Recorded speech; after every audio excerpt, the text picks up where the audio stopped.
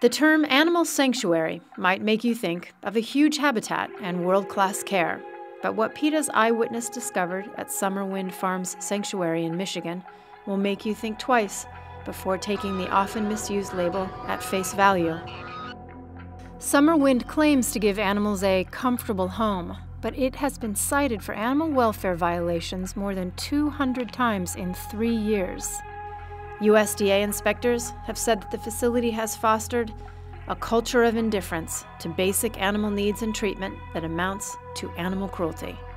Perhaps no one at the Sham sanctuary demonstrated this more clearly than Daisy.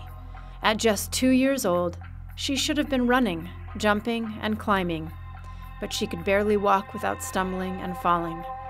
The owners and volunteers could only speculate as to the cause of her condition, and they acknowledged that they couldn't afford the diagnostics and treatment she desperately needed. But Daisy has suffered at Summerwind nearly her whole life. First while being kept in a small basement cage, and then in a noisy area that smelled so strongly of urine it made a USDA inspector's eyes water. Other animals at Summerwind also suffered because of the staff's indifference or incompetence. This goose was killed by a rival male when the facility just used a low fence to separate them, even though they were known to be incompatible.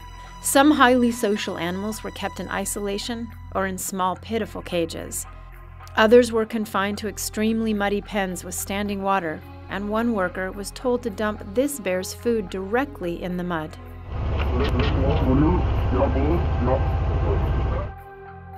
These bears repeatedly swayed and paced, which are recognized signs of psychological distress. And this elderly tiger, named Mohan, suffered from painful arthritis. It's clear from the video that every step for him was a struggle. Yet there was apparently no relief. Summerwind's owners didn't think he needed pain medication.